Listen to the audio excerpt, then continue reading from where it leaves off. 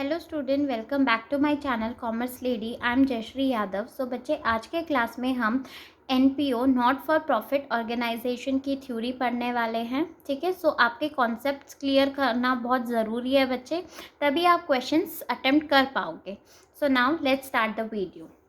सो सबसे पहले देखो, एनपीओ नाम से ही हमें पता चल रहा है नॉट फॉर प्रॉफिट ऑर्गेनाइजेशन, ऐसी ऑर्गेनाइजेशन जिसका मोटिव प्रॉफिट अर्न करना नहीं होता, बल्कि क्या होता है, सर्विस प्रोवाइड करना होता है या सर्विस रेंडर करना होता है। किसको? मेंबर्स को या फिर सोसाइटी को। ठीक है, अब डेफिनेशन देखते हैं हम। एनपीओ आर द ऑर्गेनाइजेशन, ये ऐसी ऑर्गेनाइजेशन होती है विच आर सेट अप, ठीक है, जिन्हें हम सेटअप करते हैं टू रेंडर सर्विस। ये क्या प्रोवाइड करती है? सर्विस प्रोवाइड करती है। किसको? मेंबर्स को और टू द सोसाइटी। ठीक है, मेंबर्स या फिर society. Without a motive to earn profit, इनका मेन मोटिव प्रॉफिट अर्न करना नहीं होता, सिर्फ सर्विस प्रोवाइड करना होता है। एग्जाम्पल्स एनपीओ के जैसे हमारे स्कूल, कॉलेज, चैरिटेबल हॉस्पिटल्स हो गए, पब्लिक लाइब्रेरीज हो गई है, स्पोर्ट्स क्लब हो गए, societies for promotion of culture, art, sports and religion etcetera. ये सारे हमारे एग्जाम्पल्स होते हैं एनपीओ के। क्लियर? अब सेकंड देखो, कैरेक्टरिस्टिक्स और फीचर्स ऑफ एनपीओ ऑर्गेनाइजेशन। ठीक है, सबसे पहला कि ये एक सेपरेट लीगल एंटिटी है हमारा। Clear? Second point, it is established with the purpose of service to its member and और सोसाइटी। ये एस्टैब्लिश होती है, क्यों होती है एस्टैब्लिश? विद द पर्पस, इसका मेन पर्पस क्या होता है? सर्विस प्रोवाइड करना इसके मेंबर्स को या सोसाइटी को। क्लियर? थर्ड पॉइंट देखो, it is managed by elected board bye its member. अब भाई जब हम एनपीओ, ठीक है, हमने एनपीओ एस्टैब्लिश कर दिया है, ऑर्गेनाइजेशन है हमारा एनपीओ, अब इसको चलाएगा कौन? इसमें कोई ओनर ऐसे तो होता नहीं है कि भैया हम ये पार्टनरशिप से कर रहे हैं या इसमें कोई ओनर है, राइट? तो बेटा इसमें हम एक मेंबर को इलेक्ट कर देते हैं। ठीक है, एक एग्जीक्यूटिव कमेटी होती है जो कि कौन इलेक्ट करता है? इसी के मेंबर्स इलेक्ट करते हैं, एनपीओ के मेंबर्स ही इलेक्ट करते हैं जो इस ऑर्गेनाइजेशन को चलाता है। Clear? It does not function with the objective to earn profit. इसका मेन फंक्शन, इसका जो ऑब्जेक्टिव है वो प्रॉफिट अर्न करना नहीं होता है। ठीक है, it does not function with the objective to earn profit, main motive इसका प्रॉफिट अर्न करना नहीं होता। फिफ्थ पॉइंट देखो, it raises its fund through subscription, donation, legacy, grant etcetera. अब मेन सोर्स ऑफ इनकम क्या होगा एनपीओ का? Non for profit organisation का मेन सोर्स ऑफ इनकम हमारा क्या होता है? Funds, right? अब ये इसको फंड्स कहाँ से मिलेंगे? जैसे हमारे सब्सक्रिप्शन हो गए, किसी ने हमें डोनेशन दे दिया, लीगेसी मीन्स वसीयत, या हमें कहीं से ग्रांट मिल गया, तो ये सारी चीज़ें क्या है? इनकम है। एनपीओ के लिए ये सारी चीज़ें हमारी सोर्स ऑफ इनकम्स हैं। क्लियर? नाउ नेक्स्ट देखो, sixth point, the surplus that is. अब सरप्लस हमारा क्या होता है? सरप्लस मीन्स यहाँ पे प्रॉफिट। ठीक है, अगर हमें कोई प्रॉफिट हो रहा है तो उसे हम यहाँ पे प्रॉफिट वर्ड यूज नहीं करते, प्रॉफिट के बदले में हम क्या बोलेंगे? Surplus. Excess of income over expenditure. अब हमें सरप्लस कैसे होगा कि भाई हमारी इनकम जो है वो ज़्यादा होगी और खर्चे कम होंगे, तो हमारा सरप्लस हो जाएगा, right? It is not distributed among its member. अब जो भी हमारा सरप्लस होता है या डेफिशिएट आता है, उसको हम हमारे मेंबर्स में डिस्ट्रीब्यूट नहीं करते। ठीक है, जैसे पार्टनरशिप फर्म में क्या होता है कि आप जितना भी आपका प्रॉफिट या लॉस है आप वो पार्टनर्स में डिस्ट्रीब्यूट कर देते हो, राइट? बट यहाँ पे आप नहीं करोगे, क्योंकि इस ऑर्गेनाइजेशन का मेन मोटो प्रॉफिट अर्न करना नहीं है बच्चे। ठीक है, तो जो भी हमारी सरप्लस है उसको हम डिस्ट्रीब्यूट नहीं करेंगे। उसको हम कहाँ शो करते हैं? It is added to the capital fund. इसे हम कहाँ ऐड करेंगे? कैपिटल फंड में ऐड करेंगे, बैलेंस शीट में आप इसको शो करोगे। Clear? In other words, surplus is used for the objectives for which it is set up and it is not distributed among its member. अगर हमें कोई भी surplus रिसीव हुआ है तो हम उसको यूज़ करेंगे, ठीक है, जो जिसके लिए हमने ये ऑर्गेनाइजेशन बनाया है उसी में हम इसको यूज़ करेंगे, ना कि हम मेंबर्स में इसको डिस्ट्रीब्यूट करेंगे। क्लियर। अब नेक्स्ट देखो, थर्ड हमारा क्या है कि इसमें कौन कौन से हमारे फाइनल अकाउंट्स हम प्रिपेयर करते हैं। एनपीओ में कौन कौन सी फाइनेंशियल स्टेटमेंट्स हमारी प्रिपेयर होती है। सो सबसे पहले रिसिप्ट एंड पेमेंट अकाउंट, उसके बाद income and expenditure account, and third हमारा होता है balance sheet. So receipt and payment में जितनी भी हमारी रिसिप्ट्स है, मींस हमें जितना भी कैश रिसीव हुआ है या कैश हमारे से जा रहा है उसे हम रिसिप्ट एंड पेमेंट अकाउंट में शो कर देंगे।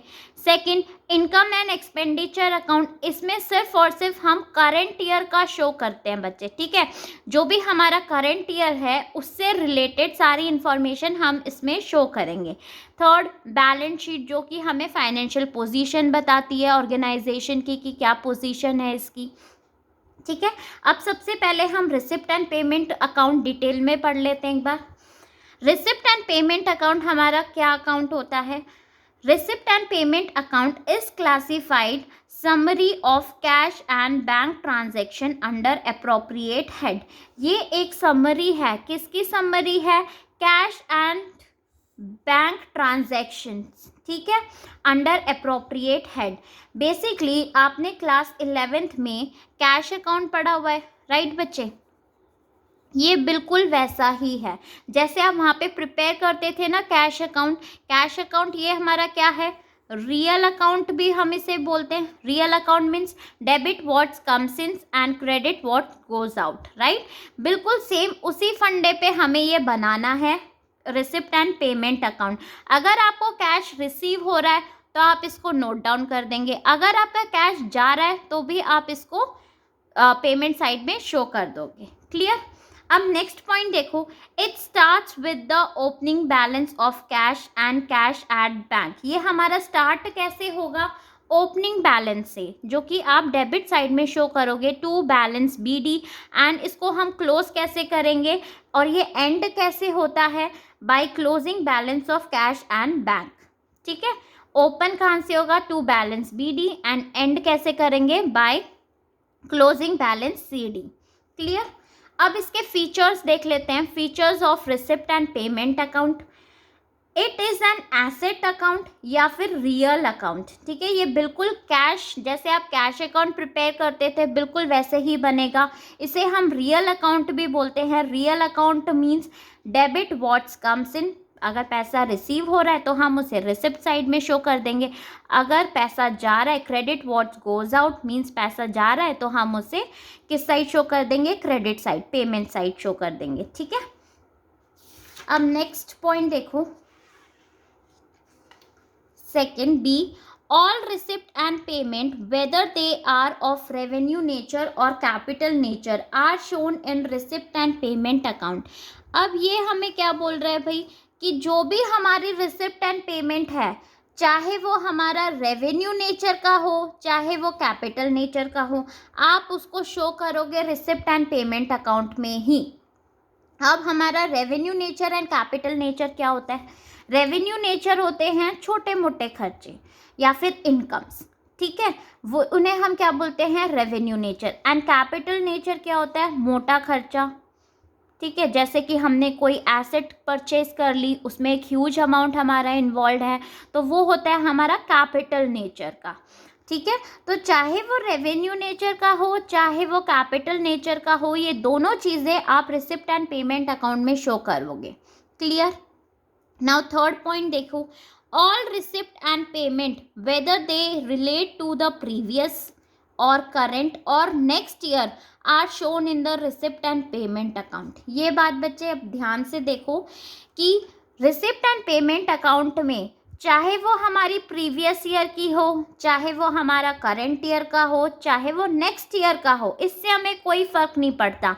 अगर आपको कैश रिसीव हो रहा है तो आप उसे लिखोगे, अगर आपका कैश जा रहा है तो भी आप उसको रिकॉर्ड करोगे, ठीक है। तो उससे आपको कोई फ़र्क नहीं है कि भाई आपको ओनली करंट ईयर का ही रिकॉर्ड करना है, नहीं।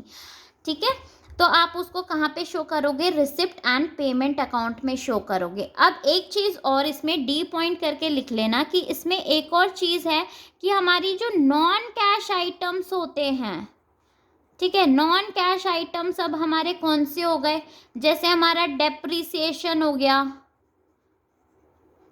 आउटस्टैंडिंग एक्सपेंसेस हो गया, प्रीपेड एक्सपेंसेस, तो इन चीज़ों को आप रिकॉर्ड नहीं करोगे। Is it clear? ठीक है, जैसे ये नॉन कैश आइटम में डेप्रिसिएशन, आप इसे रिकॉर्ड नहीं करोगे। आउटस्टैंडिंग एक्सपेंसेस हो गए, इन्हें भी आप रिकॉर्ड नहीं करोगे। ये जितने भी हैं नॉन कैश आइटम्स आपने रिकॉर्ड नहीं करना। अब इसका फॉर्मेट सिंपल सा हमारा फॉर्मेट है जैसे आप कैश अकाउंट का बनाते थे, बस ऊपर क्या लिखना है, receipt and payment account for the year ended, कौन से भी ईयर के लिए आप बना रहे हो उसका आ जाएगा। इस साइड हमारा डेबिट आएगा, क्रेडिट, रिसिप्ट, जितनी भी रिसिप्ट है आपकी वो सारी रिसिप्ट आप यहाँ पे लिखोगे डेबिट साइड में, और जो भी पेमेंट आप कर रहे हो वो आप किस साइड लिखोगे, क्रेडिट साइड में। सबसे पहले हमारा बैलेंस बीडी आएगा, opening balance, cash in hand, cash at bank, ठीक है, और एंड आप किससे करोगे, by balance CD, closing balance से। क्लियर? सिंपल सा हमारा फॉर्मेट है। अब next income and expenditure account पे आ जाते हैं कि इनकम एंड एक्सपेंडिचर अकाउंट अब हमारा क्या बोलता है। बेटा इनकम एंड एक्सपेंडिचर अकाउंट जो है ये बिल्कुल सेम हम कैसे बनाते हैं, जैसे आपने क्लास 11th में प्रॉफिट एंड लॉस अकाउंट पढ़ा होगा, right. Profit and loss account आपने प्रिपेयर किया होगा, सेम वैसे ही हम इसको प्रिपेयर करेंगे इनकम एंड एक्सपेंडिचर अकाउंट को। ठीक है, अब इसमें जो भी आपकी करंट ईयर से रिलेटेड चीज़ें होती है वो चीज़ें आप इसमें शो करोगे। देखो, income and expenditure account is classified summary of revenue income, revenue expenses and losses for current accounting period. अब इसमें एक चीज़ ध्यान रखनी है कि जो भी आपका रेवेन्यू नेचर का होगा, चाहे वो हमारा रेवेन्यू इनकम हो या रेवेन्यू एक्सपेंसेस या लॉसेस हो करंट ईयर का, उसी को हम रिकॉर्ड करेंगे। Only revenue nature, capital nature का आप इनकम एंड एक्सपेंडिचर अकाउंट में रिकॉर्ड नहीं करोगे। ठीक है, ओनली जो छोटे मोटे खर्चे या छोटी मोटी इनकम होगी उन्हीं को आप रिकॉर्ड करना है, और वो भी करंट ईयर का होना चाहिए हमारा। The difference in the two side is either surplus. अब एक डेबिट साइड है, एक क्रेडिट साइड है, राइट। क्रेडिट साइड हमारी इनकम है, देखो यहाँ पे क्रेडिट साइड हमारी इनकम है, डेबिट साइड हमारा क्या है, एक्सपेंसेस है। तो इनका जो डिफरेंस होगा, एक साइड क्या आएगा हमारा सरप्लस और दूसरे साइड हमारा क्या आएगा, डेफिशिएट। ठीक है, अगर हमारे इनकम ज़्यादा है और एक्सपेंसेस कम है, अगर हमारी इनकम ज़्यादा है एक्सपेंसेस कम है तो हमारा क्या आ जाएगा, सरप्लस। अगर हमारे एक्सपेंसेस ज़्यादा है और इनकम कम है तो हमारा क्या आ जाएगा, डेफिशिएट। क्लियर? इसमें हम प्रॉफिट एंड लॉस नहीं बोलेंगे, क्या यूज़ करेंगे, surplus and deficit. Clear? Surplus और deficit is transfer to capital fund. अब जो हमारा इनकम एंड एक्सपेंडिचर अकाउंट में सरप्लस एंड डेफिशिएट आता है उसे हम कहाँ ट्रांसफ़र करेंगे, कैपिटल फंड में ट्रांसफ़र करेंगे इन बैलेंस शीट, मतलब इसको हम बैलेंस शीट में ट्रांसफ़र करते हैं।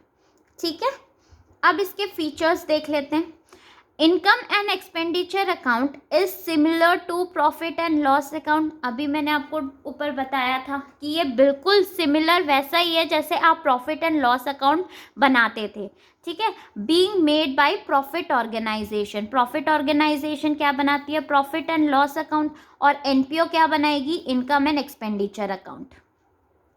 It is a nominal account, ये हमारा नॉमिनल अकाउंट है। नॉमिनल अकाउंट क्या बोलता है, debit all expenses and losses, credit all gain and income. तो वही फंडा हमें यहाँ भी अपनाना है कि भाई जो भी हमारे एक्सपेंसेस हैं उसे डेबिट कर दो, जो भी हमारी इनकम या गेन है उसे क्रेडिट कर दो, सिंपल। ठीक है, it is debit with the expenses. देखो एक्सपेंसेस को क्या कर देंगे, डेबिट, एंड इनकम्स को हम क्या कर देंगे, credit. Clear? It is prepared on accrual basis of accounting by matching expenses with revenue of the accounting period. अब देखो इसमें हम एक्रूवल बेसिस, अब एक्रूवल बेसिस हमारा क्या बोलता है भाई, जो भी हमारी करंट ईयर से बिलोंग करती है उन्हीं को हम रिकॉर्ड करेंगे, चाहे आपको पैसा रिसीव हुआ हो चाहे पैसा नहीं रिसीव हुआ हो, उससे हमें कोई मतलब नहीं है। अगर वो करंट ईयर से बिलोंग कर रही है तो आप उसे रिकॉर्ड करोगे, ठीक है। नेक्स्ट ई पॉइंट देखो, इट रिकॉर्ड्स एडजस्टमेंट ऑफ, ये रिकॉर्ड करेगी हमारी एडजस्टमेंट, मतलब ये नॉन कैश आइटम्स भी हमारे रिकॉर्ड करेंगी, जैसे डेप्रिसिएशन हो गया, outstanding expenses, prepaid expenses, accrued income and income receive in advance. ये सारी चीज़ें बच्चे आपने क्लास 11th में इनका पढ़ा होगा डेफिनेशन, ठीक है, बट हम जल्दी से यहाँ पे भी डिस्कस कर लेते हैं। आउटस्टैंडिंग एक्सपेंसेस कौन से एक्सपेंसेस होते हैं, ये हमारे ऐसे एक्सपेंसेस होते हैं जो हमें पे करना है लेकिन अभी हमने पे किया नहीं है, ठीक है। फॉर एग्जांपल जैसे आपको सैलरी देनी है किसी एम्प्लॉय की, ठीक है, 12 मंथ्स की, लेकिन अभी आपने ओनली 11 मंथ्स की ही सैलरी दी है, तो जो हमारी 1 मंथ की सैलरी है वो क्या हो गई, आउटस्टैंडिंग एक्सपेंसेस हो गए। तो आप इन्हें कहाँ पे शो करोगे, आप इसको एक्सपेंडिचर साइड शो करोगे आउटस्टैंडिंग एक्सपेंसेस के नाम से, ठीक है। और इसे हम एक और जगह दिखाते हैं, दैट इज बैलेंस शीट। अब बैलेंस शीट में ये चीज़ें कहाँ पे आएगी, हमारी लाइबिलिटी साइड में आएगी, क्योंकि आउटस्टैंडिंग एक्सपेंसेस हमारे लिए क्या है, बर्डन है, वी हैव टू पे दिस एक्सपेंस, राइट। तो ये हमारे ऊपर बर्डन है, लाइबिलिटी है, तो हम इसे बैलेंस शीट में शो करेंगे, ठीक है। काफ़ी बच्चे कंफ्यूज हो जाते हैं बट आप लोगों को कंफ्यूज नहीं होना इनमें। Now prepaid expenses, prepaid expenses हमारे लिए क्या है भाई, ये एक ऐसे एक्सपेंसेस है जो हमने एडवांस में पे कर दिया, ठीक है। आपने कोई भी चीज़ के पैसे आपने एडवांस में पे कर दिया है, उसे हम क्या बोलते हैं, प्रीपेड एक्सपेंसेस बोलते हैं। अब ये चीज़ें हमारी कहाँ आएगी, ये भी आप एक्सपेंस साइड में ही शो करोगे अगर एडवांस में आपने पेमेंट कर दी है तो। और एक और जगह कहाँ पे आएगा, ये बैलेंस शीट में। अब बैलेंस शीट में आप इसे कहाँ पे शो करोगे, एसेट साइड में आपने इसे शो करना है। बैलेंस शीट में कहाँ पे शो करोगे, एसेट साइड में। एसेट साइड में क्यों शो करोगे, क्योंकि प्रीपेड एक्सपेंसेस एडवांस में आपने दे चुके हो पैसा, ठीक है, मनी आप पहले ही एडवांस में दे चुके हो, लेकिन अभी आपको सर्विस लेना बाकी है, राइट। तो वो सर्विस आप लोगे तो वो हमारे लिए क्या है, एसेट है, तो इसीलिए हम कहाँ दिखाएंगे, एसेट साइड में। नाउ एक्रूड इनकम, ऐसी इनकम आपने कमा ली है लेकिन अभी आपको रिसीव नहीं हुई है, आपने अर्न तो कर ली लेकिन अभी पैसे आपके हाथ में नहीं आए हैं बच्चे, तो ये हमारे लिए क्या है, एक्रूड इनकम। तो ये एक्रूड इनकम आप कहाँ शो करोगे, इनकम एंड एक्सपेंडिचर अकाउंट में, इनकम साइड में शो करोगे इसको, ठीक है। और इसे हम कहाँ पे शो करेंगे, बैलेंस शीट में कहाँ शो करेंगे हम इसे, एसेट साइड में, बिकॉज पैसा अभी आपको रिसीव होगा, आपने अर्न तो कर लिया लेकिन अभी रिसीव नहीं हुआ, तो रिसीव होगा पैसा तो वो हमारे लिए क्या है, एसेट है, तो हम इसे कहाँ दिखाएंगे, एसेट साइड में शो करेंगे। Clear. Income received in advance, अब इनकम आपको एडवांस में ही रिसीव हो गई, अभी आपने उसको सर्विस नहीं दी है लेकिन सर्विस देने से पहले ही आपको एडवांस में रिसीव हो गई। अब जैसे ट्यूशन्स का एग्जांपल ले लेते हैं, ठीक है। अब मैं ट्यूशन पढ़ा रही हूँ किसी को, तो मैंने एडवांस फीस मंगा ली, अब मैंने एडवांस मंगा ली है नेक्स्ट मंथ की, पहले ही मैंने एडवांस में पेमेंट मुझे हो गई है, अब बट मुझे सर्विस देना तो बाकी है ना, राइट। तो इसे एक तो हम इनकम एंड एक्सपेंडिचर अकाउंट में इनकम साइड में शो करेंगे, माइनस करके शो कर देंगे, ठीक है। और इसे हम बैलेंस शीट में कहाँ दिखाएंगे, लाइबिलिटी साइड, बिकॉज हमें मनी रिसीव हो गए लेकिन अभी सर्विस देना बाकी है, तो वो हमारे लिए क्या हो गई, लाइबिलिटी हो गई, बर्डन है भाई, अभी हमें काम तो हमारा करना बाकी है, राइट, सर्विस प्रोवाइड करना भी बाकी है। It records non cash items, non cash items अभी मैंने बताया था जैसे डेप्रिसिएशन हो गई, ये सारी चीज़ें भी ये रिकॉर्ड करता है। अब देखो इसका फॉर्मेट बहुत ही सिंपल है, इनकम एंड एक्सपेंडिचर अकाउंट कौन से ईयर के लिए आप प्रिपेयर कर रहे हो ये लिखोगे, फिर इस साइड डेबिट साइड एक्सपेंडिचर आ जाएगा, क्रेडिट साइड हमारे इनकम आएंगे। सारे expenses only of revenue nature, ठीक है, ध्यान रखना, बस छोटे मोटे खर्चे ही हमें इसमें लिखना है, कैपिटल नेचर के नहीं लिखना। तो वो सारी चीज़ें आप यहाँ पे लिख दोगे। अगर आपका सरप्लस आ रहा है तो उसे आप कहाँ दिखाओगे, डेबिट साइड, क्योंकि इनकम ज़्यादा आएगी, खर्चे कम आएंगे, तभी हमारा सरप्लस आएगा। और अगर हमारा लॉस मीन्स डेफिशिएट अगर हमारा आ जाता है तो वो किस साइड दिखाओगे आप, क्रेडिट साइड दिखाओगे। अगर खर्चे ज़्यादा है, इनकम कम है, तो हमारा यहाँ पे डेफिशिएट आ जाएगा, ठीक है। अब देखो नेक्स्ट, बैलेंस शीट, ठीक है। सो थर्ड हमारा प्रिपेयर होगा बैलेंस शीट। अब बैलेंस शीट क्या है हमारे लिए, ये एक स्टेटमेंट है बच्चे, जो हमें बताती है financial position of an organisation at a particular date. Clear, ये एक स्टेटमेंट है जो हमें फाइनेंशियल पोजीशन बिजनेस की बताती है। सेकंड देखो, the method of preparing the balance sheet, इसका जो मेथड होता है प्रिपेयर करने का एनपीओ में, इज सिमिलर, बिल्कुल सिमिलर है, कोई ज़्यादा डिफरेंस नहीं है, ठीक है, to that of a trading concern. जैसे आपने क्लास 11th में सीखा था, बिल्कुल वैसा ही है, थोड़े बहुत चेंजेस है जो कि हम पढ़ेंगे अभी, ठीक है। It is prepared after preparing the income and expenditure account. ये प्रिपेयर कब होगा, इनकम एंड एक्सपेंडिचर के बाद प्रिपेयर करेंगे हम बैलेंस शीट को। नाउ डी देखो, इट शोज, ये क्या क्या शो करेगा, एक तो एसेट दिखाएगा, लाइबिलिटीज दिखाएगा, ठीक है, एंड कैपिटल फंड। और ये क्या दिखाएगा, एक और चीज़ दिखाएगा, वो है हमारी कैपिटल फंड, बिकॉज एनपीओ में हमें कैपिटल फंड से ही तो पैसा आएगा भाई, ठीक है। द सरप्लस और deficit as determined from income and expenditure account is transfer to the capital fund. अब जो हमें सरप्लस या deficit income and expenditure account से जो हो रहा है, वो हम कहाँ पे ट्रांसफ़र करते हैं, इस कैपिटल फंड में ट्रांसफ़र करते हैं। क्लियर। नाउ नेक्स्ट पॉइंट देखो, E point, where opening balance of capital fund is not given. अगर हमें ओपनिंग बैलेंस ऑफ कैपिटल, मतलब अगर हमें कैपिटल फंड ही गिवन नहीं है, तो हम उसे कैसे कैलकुलेट करेंगे, it is calculated by preparing opening balance sheet.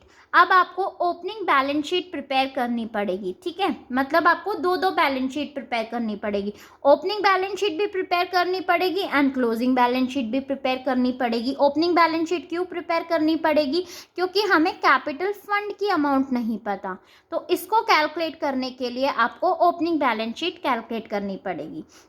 Opening balance sheet कैसे, opening capital fund is the assets of assets over liability in the beginning. अब ओपनिंग कैपिटल फंड हम कैसे पता लगाएंगे बच्चे, कि अगर हमारे एसेट्स माइनस लाइबिलिटी हमारी क्या आ जाएगी, capital fund in the beginning. Clear, ठीक है। अब एक बार इसका फॉर्मेट देख लेते हैं हम बैलेंस शीट का। सो देखो, बैलेंस शीट, लाइबिलिटीज, एसेट्स, यहाँ पे हम हमारा कैपिटल फंड को हम जनरल फंड भी बोलते हैं, ठीक है। उसके बाद ये सारे आइटम्स मैं अभी आपको बताऊंगी, जब हम आगे इन टर्म्स के बारे में पढ़ेंगे तब मैं आपको बताऊंगी, ठीक है। एसेट्स में तो सिंपल जो भी आपके एसेट्स होती है वो सारी आपने यहाँ पे लिख देनी है, ठीक है। अब नेक्स्ट देखो, हमारा ये इम्पॉर्टेंट टर्म्स है बच्चे, ध्यान से समझना इनको। अब फंड बेस्ड अकाउंटिंग, ठीक है, क्योंकि एनपीओ है, एनपीओ में हमारा फंड से रिलेटेड ही चीज़ें आएगी। सो अब फंड बेस्ड अकाउंटिंग हमारे लिए क्या है, इसको समझते हैं। Funds broadly are categorised into unrestricted funds and restricted funds. अब यहाँ पे हमारे फंड्स दो टाइप के होते हैं, एक तो हमारा भाई अनरिस्ट्रिक्टेड फंड्स और एक होता है हमारा रिस्ट्रिक्टेड फंड्स, ठीक है। Unrestricted funds are those funds, ये ऐसे फंड्स होते हैं जिनको हम यूटिलाइज कर सकते हैं किसी भी चीज़ के लिए, ठीक है। इस मतलब कोई रिस्ट्रिक्टेड नहीं है कि नहीं भाई आपको इसी पर्पस के लिए यूज़ करना है, जैसे आप बिल्डिंग बना रहे हो तो आप बस इससे बिल्डिंग ही बना सकते हो, नहीं, हम इसको किसी भी चीज़ के लिए यूज़ कर सकते हैं। क्लियर, इन्हीं को ही हम बोलते हैं, जैसे हमारा कैपिटल फंड हो गया या फिर जनरल फंड हो गया, ठीक है। एग्जाम्पल होते हैं हमारे जैसे कैपिटल फंड या जनरल फंड, मतलब कि हम इनको किसी भी चीज़ के लिए यूज़ कर सकते हैं। अब रिस्ट्रिक्टेड फंड्स, अब ये रिस्ट्रिक्टेड फंड्स कौन से होते हैं? ये ऐसे फंड्स होते हैं जो कि हम बस एक स्पेसिफिक पर्पस के लिए ही इसको यूज़ कर सकते हैं बच्चे, ठीक है। जैसे आप कोई बिल्डिंग बना रहे हो तो उस पर अगर आपको फंड मिल रहा है, बिल्डिंग फंड मिल रहा है, तो आप सिर्फ और सिर्फ उसको बिल्डिंग के पर्पस के लिए ही यूज़ कर सकते हो, आप उसको किसी और चीज़ के लिए यूज़ नहीं कर सकते। बात समझ में आई रिस्ट्रिक्टेड एंड अनरिस्ट्रिक्टेड फंड्स की, ठीक है। रिस्ट्रिक्टेड फंड्स वो फंड्स होते हैं जो हम सिर्फ एक पर्टिकुलर चीज़ के लिए ही उसको यूज़ कर सकते हैं। अनरिस्ट्रिक्टेड फंड्स वो फंड्स होते हैं जो आप जनरली किसी भी चीज़ के लिए आप उसको यूज़ कर सकते हो, ठीक है। अब नेक्स्ट देखो, आगे बढ़ते हैं। According to the principle of fund based accounting, जैसे हमारे डोनेशन, लीगेसी और ग्रांट्स एक्सेट्रा, अगर हमें ये रिसीव होते हैं फॉर स्पेसिफिक पर्पस, अगर हमें कोई स्पेसिफिक पर्पस के लिए ये रिसीव हो रही है, और amount set aside out of surplus for a specific purpose are credit to the separate fund account by a giving it a suitable title, ठीक है। अब देखो बैलेंस शीट पे आ जाते हैं। ये बच्चे बोल क्या रहा है, जो हमारा जनरल फंड या कैपिटल फंड होगा ना, इसे तो हम सबसे पहले ऊपर दिखा देंगे, ठीक है। अगर हमें कोई भी स्पेसिफिक पर्पस के लिए अगर हमें कोई फंड रिसीव होता है तो उसे हम अलग से हेड में डाल देंगे। जैसे देखो बिल्डिंग फंड, स्पोर्ट्स फंड, इनको हम यहाँ पे लिखेंगे। बिल्डिंग फंड मतलब ये बिल्डिंग के लिए ही यूज़ होगा। स्पोर्ट्स फंड मीन्स ये हम इसको इसी चीज़ के लिए यूटिलाइज करेंगे क्योंकि ये हमारा स्पेसिफिक पर्पस के लिए ही यूज़ होगा, ठीक है। Next, further donation, legacy or grants received for the purpose of the fund accounts or further amount set aside out of surplus are credited or added to the existing fund balance, ठीक है। अब ये क्या बोल रहा है, अगर हमें फर्दर कोई डोनेशन या लीगेसी या कोई ग्रांट हमें रिसीव हो जाता है स्पेसिफिक पर्पस के लिए, ठीक है। जैसे हमें बिल्डिंग फंड पे ही और हमें कोई डोनेशन रिसीव हो जाती है तो हम क्या करेंगे, उसको ऐड कर देंगे बिल्डिंग फंड में ही, ठीक है। अगर हम कोई पैसा यूज़ कर लेंगे उसमें से तो हम क्या कर देंगे, लेस कर देंगे उसमें से। बात समझ में आई, ठीक है। तो ये जो इतना बड़ा पैराग्राफ है ये हमें यही बता रहा है कि अगर आपको कोई स्पेसिफिक फंड मिल रहा है तो आप उसको अलग हेड में लिख दोगे। अगर उस पर आपको कोई डोनेशन या कोई ग्रांट रिसीव हो रही है तो आप उसमें ऐड कर दोगे, ठीक है। स्पेसिफिक फंड में ही ऐड कर दोगे। अगर हम उसमें से कोई खर्चा है हमारा तो आप उसको लेस कर दोगे। क्लियर। अब देखो रिस्ट्रिक्टेड फंड्स हमारे दो टाइप्स के होते हैं। Funds which bring an assets into existence, एक ऐसे फंड्स जो कि हमारा एसेट्स लेके आ रहे हैं एग्जिस्टेंस में, और दूसरा funds which do not bring an assets into existence. Accounting of these two types of funds is different as follows, ठीक है। अब हम इनके बारे में पढ़ते हैं। अगर आप लोगों ने क्वेश्चंस करे होंगे ना बच्चे, आपको इस टाइप के क्वेश्चंस भी मिले होंगे बुक में, ठीक है।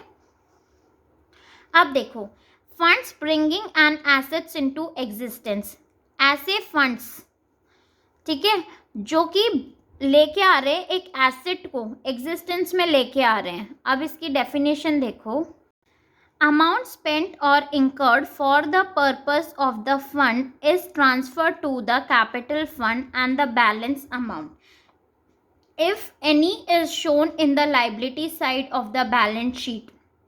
The amount is transferred with a purpose to show the balance amount in the fund account that is yet to be spent for the purpose. As a result of this, asset is shown in the asset side of the balance sheet and corresponding credit is shown in the capital fund.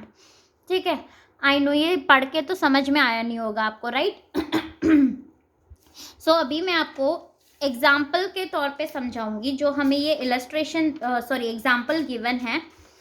देखो example क्या बोल रहा है बच्चे कि during the year 25 lakh is incurred on construction of a building, ठीक है। 25 लाख हम कंस्ट्रक्शन ऑफ अ बिल्डिंग कर रहे हैं तो उस पर हमें 25 लाख मनी रिसीव हुए हैं।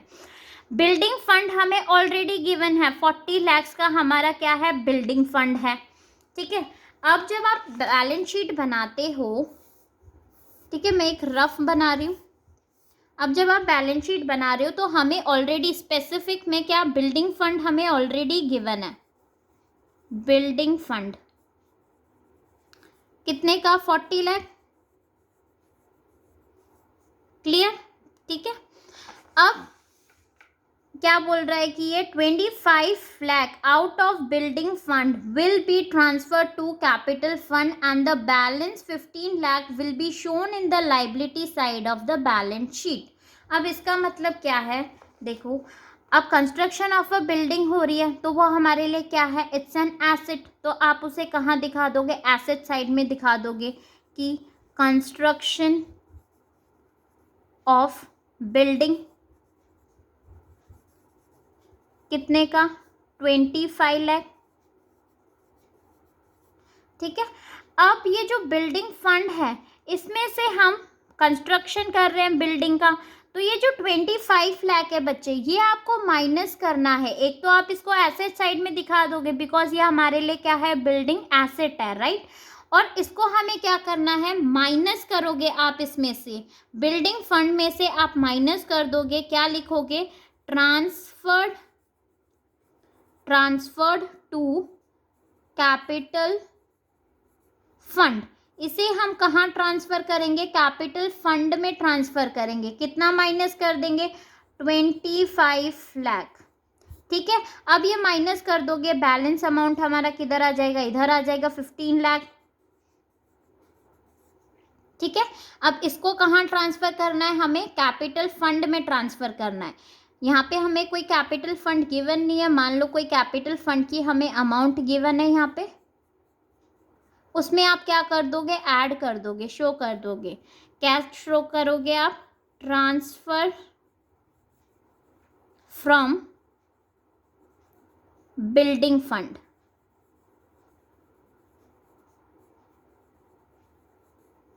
क्लियर, ठीक है, बात समझ में आई बच्चे। कंस्ट्रक्शन ऑफ अ बिल्डिंग हमारे लिए एसेट है तो हम इसे एसेट साइड में शो कर देंगे, और इसको आप माइनस करोगे यहाँ पे, ट्रांसफर्ड टू कैपिटल फंड। इसे हम कहाँ ट्रांसफ़र करेंगे, इस अमाउंट को आपको कैपिटल फंड में ट्रांसफ़र करना है, और यहाँ पे आप माइनस कर दोगे, और कैपिटल फंड में ये जाके हमारा ऐड हो जाएगा। कहाँ से आया, ये हमारा बिल्डिंग फंड से आया है। क्लियर, ठीक है, इसकी एडजस्टमेंट समझ में आ गई आप सबको। तो इसी को ही हम बोल रहे हैं funds bringing an assets into existence. ठीक है, अब देखो, funds not bringing an asset into existence, अगर कोई फंड एसेट नहीं लेके आ रहा एग्जिस्टेंस में, अमाउंट स्पेंट और incurred for the purpose of the fund is debited deducted to the fund account and the balance amount if any is shown in the liability side of the balance sheet. It means that the balance amount is yet to be incurred for the purpose. In case expenditure is more than the fund balance, it is treated to income and expenditure account. ठीक है, अब same हम इसको illustration के वे से ही समझेंगे कि ये बोलना क्या चाह रहा है। सेम देखो, यहाँ पे मैं बैलेंस शीट एक प्रिपेयर कर रही हूँ। ठीक है, अब देखो, during the year 2,50,000 is incurred on sports activity. अब इतना हमें क्या हो रहा है भाई, इंकर्ड हो रहा है स्पोर्ट एक्टिविटीज़ पे। ठीक है, sports funds being, sports fund हमारे पास ऑलरेडी कितना है, 4 लाख का हमारे पास स्पोर्ट्स फंड है। क्लियर, 2,50,000 हम क्या कर देंगे, माइनस कर देंगे स्पोर्ट्स फंड में से। स्पोर्ट्स फंड अब हम यहाँ शो करेंगे इसे, स्पोर्ट्स फंड को। ठीक है, स्पोर्ट्स फंड कितना गिवन है हमें, 4 लाख। अब ये हम क्या कर देंगे, माइनस कर देंगे sports fund, expenses incurred on sports fund, expenses on sports fund कितना, 2,50,000। तो हमारा कितना बच जाएगा, उसे हम कहाँ पे शो करेंगे, स्पोर्ट्स फंड में। And the balance in 1,50,000 will be shown on the liability side of the balance sheet. और जो हमारा बैलेंस है 4 लाख में से 2,50,000 माइनस कर दोगे तो कितना बच जाएगा? 1,50,000। इसे हम कहाँ शो कर देंगे? बैलेंस शीट में ही शो कर देंगे। ठीक है, अब देखो बाद में, इन केस एक्सपेंस इज से, अब ये बोल रहा है कि मान लो कि हमारा एक्सपेंसेस ज़्यादा का हो गया एक्सपेंसेस। ठीक है, हमारे एक्सपेंसेस 5 लाख के एक्सपेंसेस हो गए। जो अभी तो फर्स्ट केस में क्या था? 2,50,000 बोला था। अब ये सेकंड केस है, ये बोल रहे हैं कि एक्सपेंसेस हमारे 5 लाख के हो गए। ठीक है, केस 2। अब एक्सपेंसेस अगर हमारे 5 लाख के हो गए और स्पोर्ट्स फंड हमारा कितना है बेटा? 4 लाख का, राइट। तो ये क्या आ गया? एक्सपेंसेस हमारे ज़्यादा आ गए। ठीक है, तो हम यहाँ पे इस नेगेटिव अमाउंट को शो नहीं करेंगे। जो वो 1 लाख रुपीज़ है ना, आप उसे बैलेंस शीट में शो नहीं करोगे। आप इसे कहाँ पे शो करोगे? इनकम एंड एक्सपेंडिचर अकाउंट में शो करोगे। ठीक है, देखो, will be transfer to the debit of income and expenditure account. इसे आप कहाँ शो करोगे? इनकम एंड एक्सपेंडिचर अकाउंट में शो करोगे, expense side means debit side. बात क्लियर हुई? ठीक है, अगर हमारे एक्सपेंसेस ज़्यादा हो जाते हैं फंड से, तो आप उस नेगेटिव बैलेंस को आप बैलेंस शीट में शो नहीं करोगे। आप इसे कहाँ पे शो करोगे? इनकम एंड एक्सपेंडिचर अकाउंट में शो करोगे, debit side means expenses side. Clear? Now next देखो,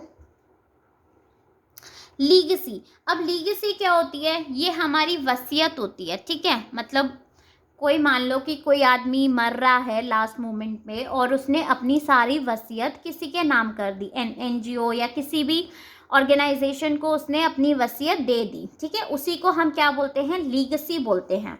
तो लीगेसी एक अमाउंट होता है received by the NPO for as per the will of a deceased person. ठीक है, एक विल होती है, विल माने वसीयत।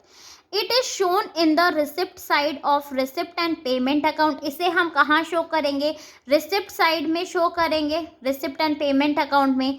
ठीक है, the donation may or may not be specify conditions for it uses. अब ये ना हमारी स्पेसिफाइड भी हो सकती है और नॉन स्पेसिफाइड भी हो सकती है। ठीक है, तो अब देखो, अगर ये स्पेसिफाइड होगी तो हम क्या कंडीशन यूज करेंगे? If a condition is specified, अगर ये स्पेसिफाइड है तो हम इसे कहाँ पे दिखाएंगे बेटा? Then it is accounted as a specific donation. ये हमारे लिए क्या हो जाएगी? स्पेसिफिक डोनेशन हो जाएगी। तो हम इसे बैलेंस शीट में शो करेंगे, लाइबिलिटी साइड में। ठीक है, बात समझ में आई? ये हमारा कैपिटल नेचर का हो जाएगा। अगर कोई भी चीज़ हमारी स्पेसिफिक हो जाती है, ठीक है, तो हम उसे कहाँ पे शो करेंगे? लाइबिलिटी साइड आपने शो करना है बैलेंस शीट में। अगर वो हमारा स्पेसिफाइड नहीं है, केस 2 सेकंड कंडीशन में हमने क्या करना है? अगर वो हमारा स्पेसिफाइड नहीं है तो हम उसे क्या मानेंगे? ट्रीट करेंगे कि वो हमारे लिए जनरल डोनेशन है। ठीक है, हम उसे किसी भी पर्पस के लिए यूज कर सकते हैं। And accounted as revenue receipt and transfer to the credit of income and expenditure account. तो आप इसे कहाँ पे शो करोगे? आप इसे रेवेन्यू एंड रिसिप्ट में शो करोगे और इसको इनकम एंड एक्सपेंडिचर अकाउंट में भी शो करोगे। ठीक है, आप रेवेन्यू साइड भी शो करोगे इसे रिसिप्ट में, और इसको इनकम एंड एक्सपेंडिचर अकाउंट में क्रेडिट साइड, इनकम साइड भी इसको शो करोगे। दोनों तरफ ये हमारा आएगा। क्लियर? अब एंडोमेंट फंड हमारे लिए क्या है? ये एक ऐसा फंड है जो हमें किसी से गिफ्ट मिल रहा है। ठीक है, उस टाइप में। So the income of which is used for the specific purpose, thus it is shown on the liability side of the balance sheet as an item for a specific purpose fund। तो आप इसको endowment fund को कहाँ पे show करोगे बच्चे? इसे आप लाइबिलिटी साइड में शो करोगे, बैलेंस शीट में। क्लियर? नेक्स्ट देखो, ग्रांट। ग्रांट हमारे लिए क्या है? ग्रांट इंक्लूडिंग गवर्नमेंट ग्रांट्स भी हो सकते हैं। Received for a specific purpose, अगर ये हमारे को स्पेसिफिक पर्पस के लिए अगर ये रिसीव हो रहा है तो ये क्या है हमारे लिए? कैपिटल रिसिप्ट है, राइट। और हम इसे कहाँ पे शो करेंगे, इसे हम बैलेंस शीट में शो करेंगे। ठीक है, अगर एक बात ध्यान में रखनी है बच्चे, अगर वो कोई भी चीज़, ठीक है, आपको चाहे लीगेसी हो, ग्रांट्स हो, एंडोमेंट हो, ये सारी चीज़ें अगर हमारी कैपिटल रिसिप्ट होगी तो आप इसे बैलेंस शीट में शो करोगे।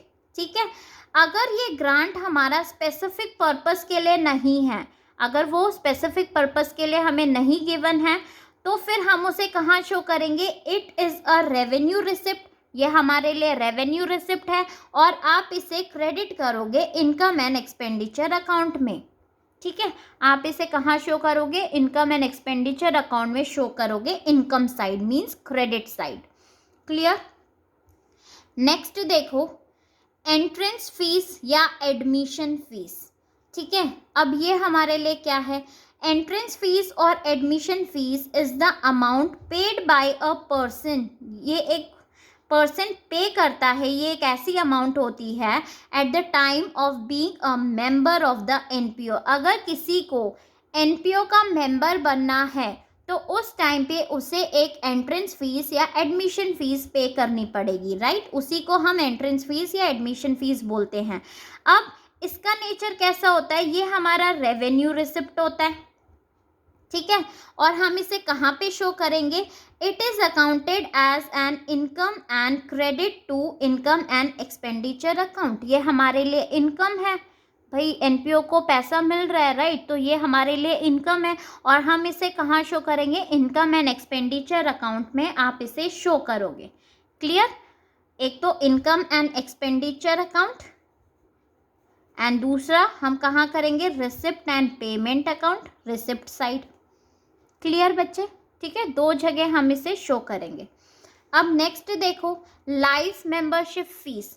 अब ये क्या है हमारे लिए, लाइफ मेंबरशिप फीस मतलब लाइफ टाइम के लिए अगर हमें उस ऑर्गेनाइजेशन का मेंबर बनना है तो हम एक ही बार पूरी लाइफ की मतलब पेमेंट हम एक ही बार कर देते हैं कि भाई ये लो, हम फिर हमेशा इसके मेंबर बनेंगे, इस ऑर्गेनाइजेशन के मेंबर रहेंगे। ठीक है, तो जब हम लाइफ पूरी टाइम पूरी फीस हम एक ही बार पे कर देते हैं तो वो हमारे लिए क्या है, कैपिटल रिसिप्ट है। ठीक है, and added to the capital fund, और हम इसे कहाँ पे ऐड करेंगे, कैपिटल फंड में हम इसे ऐड कर देंगे लाइबिलिटी साइड में। ठीक है, तो हम इसे कहाँ शो करेंगे, बैलेंस शीट में आपने इसे शो करना है, लाइबिलिटी साइड आप इसको शो करोगे कैपिटल फंड के अंडर। क्लियर बच्चे। अब नेक्स्ट, स्पेशल रिसिप्ट। अब स्पेशल रिसिप्ट हमारे लिए क्या होती है, ठीक है, special receipt means receipt of amount for special occasion. अगर ये हमें कोई स्पेशल ओकेशन के लिए रिसीव हो रही है या कोई एक्टिविटीज़ के लिए रिसीव हो रही है तो उसी को हम स्पेशल रिसिप्ट बोलते हैं। फॉर एग्जाम्पल जैसे contribution received for annual dinner, अगर हमें मेंबर्स ने कंट्रीब्यूट किया है कि भाई हम एक एनुअल डिनर करेंगे, ठीक है, तो such contribution are credited to a separate account. तो हम इसे अलग से दिखाते हैं, क्रेडिट होता है सेपरेट अकाउंट। क्या अकाउंट हो जाएगा, annual dinner account in this case.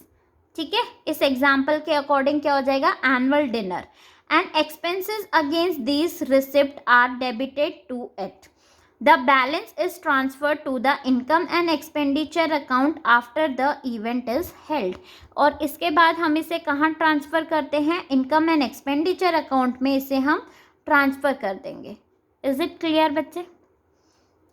Now next देखो, डोनेशन। अब डोनेशन क्या है, डोनेशन हमें रिसीव हो सकता है, जनरल डोनेशन भी हो सकता है और स्पेसिफिक डोनेशन भी हो सकता है। जनरल डोनेशन वो डोनेशन होता है जो हम किसी भी पर्पस के लिए उसको यूज़ कर सकते हैं।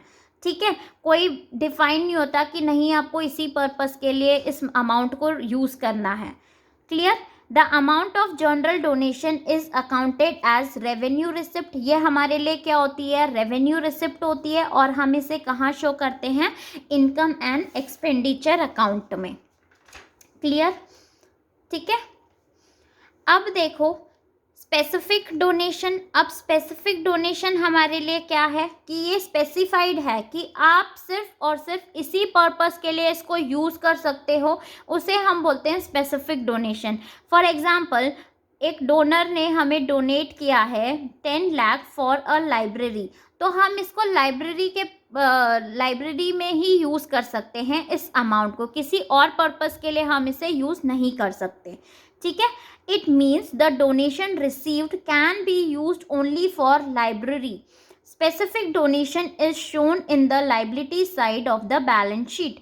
Specific donation को हम कहाँ शो करेंगे? लाइबिलिटी साइड में शो करेंगे बैलेंस शीट के, ठीक है। अब नेक्स्ट देखो बच्चे, स्पोर्ट्स मटेरियल, ठीक है। अब स्पोर्ट्स मटेरियल क्या है? स्पोर्ट्स मटेरियल कंज्यूम्ड, वैसे हम कहाँ पे शो करते हैं इसको? इनकम एंड एक्सपेंडिचर साइड आप शो करते हो एक्सपेंडिचर में, राइट। अब अगर हम इनको सेल कर देंगे, मतलब अगर हम इसको बेच देंगे, तो हम इसको कहाँ पे शो करेंगे स्पोर्ट्स मटेरियल को, ठीक है। एक तो आपको रिसिप्ट एंड पेमेंट साइड आप इसको शो करोगे, ठीक है। वहाँ पे आप कहाँ शो करोगे इसे? डेबिट साइड में। एंड एक इसको आप इनकम एंड एक्सपेंडिचर अकाउंट में भी आप इसको शो करोगे, ठीक है। तो यहाँ से हमें इनकम हो रही है, तो इसको कहाँ शो करोगे आप? क्रेडिट साइड में, क्लियर, ठीक है। स्पोर्ट्स मटेरियल को आप सोल्ड कर दोगे, बेच दोगे, तो इससे आपको एक तो आपको इसको रिसिप्ट एंड पेमेंट साइड में शो करोगे, डेबिट साइड में, क्योंकि पैसा हमें रिसीव हो रहा है इसको बेचने से।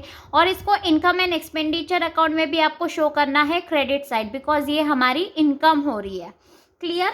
सिंपल सा था इसका एडजस्टमेंट। अब देखो, सेल ऑफ ओल्ड एसेट। अगर हमारी कोई एसेट है जिसको हमने बेच दिया, तो उसकी क्या एडजस्टमेंट होगी? मैं आपको एग्जाम्पल पे समझा रही हूँ, ठीक है। देखो, एग्जाम्पल है, if the book value of furniture, हमारे पास कोई फर्नीचर है जिसकी बुक वैल्यू है हमारे पास 5000, clear. Out of which furniture of 1000 is sold. 5000 में से हमने 1000 का फर्नीचर सोल्ड कर दिया। कितने में सोल्ड कर दिया भाई? फॉर 400, ठीक है। मतलब कि 1000 का फर्नीचर हमने बेच दिया 400 में, तो हमें कितने का लॉस हो गया? 600 का हमें लॉस हो गया, ठीक है। Will be taken to the debit side of income and expenditure account. तो इस लॉस को हम कहाँ पे शो करेंगे? इनकम एंड एक्सपेंडिचर अकाउंट में इसे शो करोगे आप डेबिट साइड में, ठीक है। एक्सपेंसेस साइड में आप इसको शो कर दोगे। और जो हमारा फर्नीचर है, अभी हमारे पास फर्नीचर कितने का बच गया भाई? 5000 में से 1000 हमने सेल कर दिया, तो अभी 4000 का फर्नीचर हमारे पास है, राइट। तो हम इसे कहाँ पे शो करेंगे? बैलेंस शीट में आप इसको शो करोगे फर्नीचर, बिकॉज ये हमारे लिए एसेट है। तो एसेट्स को हम कहाँ शो करते हैं? कैपिटल नेचर के होते हैं, तो ये हम कहाँ शो करेंगे इसे? बैलेंस शीट में, एसेट साइड में। इनकम एंड एक्सपेंडिचर अकाउंट में सिर्फ और सिर्फ हमें लॉस दिखाना है कि भाई इतने का लॉस हमें हो गया। अगर प्रॉफिट हो जाता है तो हम उसे किस साइड शो करेंगे? क्रेडिट साइड, ठीक है, क्लियर। नाउ नेक्स्ट देखो, उसके बाद सेल ऑफ ओल्ड न्यूज़पेपर। इसकी भी सेम वैसे ही होगी हमारी, जैसे स्पोर्ट्स मटेरियल में हमने किया था बच्चे, कि हम इसको एक तो रिसिप्ट एंड पेमेंट साइड में शो करेंगे, डेबिट साइड में, क्योंकि हमें इनकम मतलब मनी रिसीव हो रही है, ठीक है, कैश आ रहा है हमारे पास। और एक इसको हम income and expenditure side show करेंगे, आप किस साइड? क्रेडिट साइड, क्लियर, ठीक है। न्यूज़पेपर बेच के हमें कुछ अमाउंट रिसीव हो रही है, दैट इज इनकम। अब देखो, मेन जो समझने वाली बात है वो है हमारा सब्सक्रिप्शन। अब सब्सक्रिप्शन हमारे लिए क्या है भाई? समझते हैं। देखो, it is the amount paid by the member. ये ऐसी अमाउंट है, कौन पे करता है इसको? मेंबर पे करते हैं पीरियोडिकली, ठीक है, क्वार्टरली और हाफ ईयरली और ईयरली। मतलब ये क्वार्टरली भी पे हो सकती है, हाफ ईयरली भी, मंथली भी, ईयरली कैसे भी पे कर सकते हैं, ठीक है। So that their membership remains alive. Basically किसी भी ऑर्गेनाइजेशन का मेंबर बनने के लिए आपको कुछ अमाउंट पे करनी होती है, उस अमाउंट को ही हम क्या बोलते हैं? सब्सक्रिप्शन, ठीक है। It is a source of income for NPO. ये क्या है? सोर्स है, एनपीओ का इनकम सोर्स है सब्सक्रिप्शन।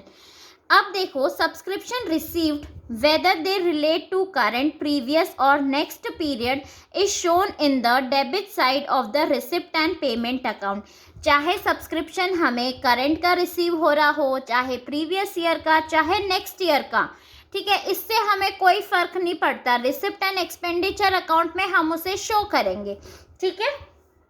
अब इनकम एंड एक्सपेंडिचर अकाउंट में हम कौन सा शो करते हैं? Only and only current year का।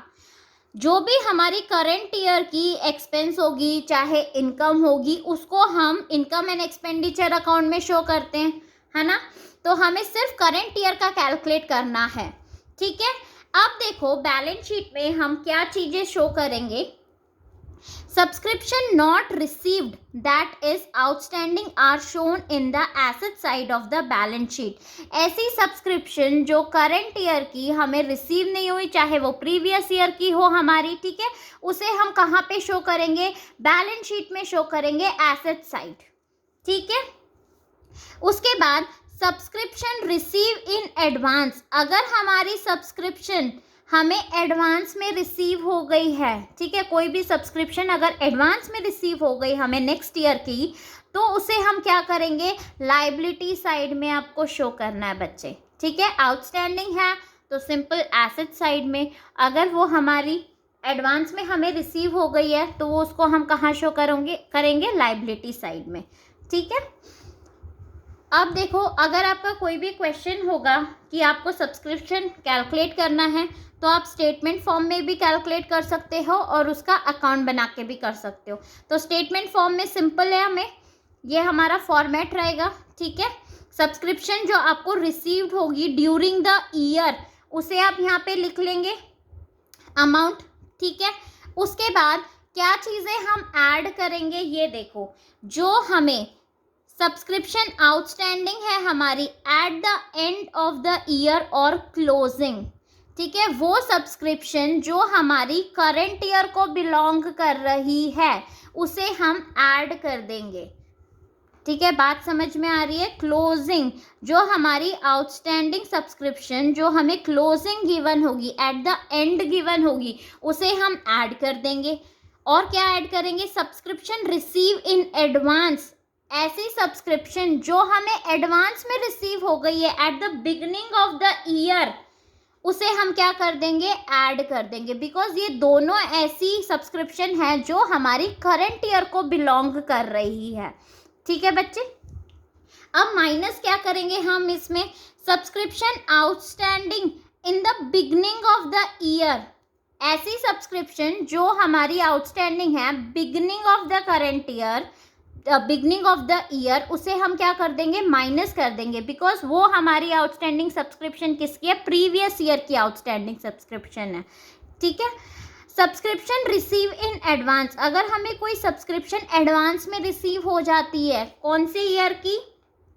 नेक्स्ट ईयर की, ठीक है। मान लो ये हमारा करंट ईयर 2022 चल रहा है, अगर हमें 23 की करंट ईयर में ही रिसीव हो जाती है तो हम उसे क्या कर देंगे? माइनस कर देंगे, क्योंकि हमें क्या चाहिए? हमें तो करंट ईयर की सब्सक्रिप्शन चाहिए। क्लियर? दो चीज़ें माइनस होगी और दो चीज़ें आपकी प्लस होगी, ठीक है बच्चे। बहुत ही सिंपल सा था ये हमारा। देन देखो, सब्सक्रिप्शन अकाउंट अगर आपको क्वेश्चन में बनाने के लिए बोला है तो आपको सब्सक्रिप्शन अकाउंट बना के दिखाना पड़ेगा। सब्सक्रिप्शन अकाउंट भी बहुत ईजी है हमारा। सबसे पहले डेबिट साइड में हमारा आउटस्टैंडिंग सब्सक्रिप्शन आ जाएगा एट द बिगनिंग, जो हमें रिसीव होगा। जस्ट इसके अपोजिट में हमारा क्या आ जाएगा? आउटस्टैंडिंग सब्सक्रिप्शन क्लोजिंग, एंड में, ठीक है। अब क्रेडिट साइड में हमारा एडवांस सब्सक्रिप्शन आ जाएगा, बिगनिंग वाला, और जस्ट इसके अपोजिट में इधर उल्टे डायरेक्शन में हम advance subscription at the end कर देंगे, ठीक है। Opening closing, opening closing. बात समझ में आ गई?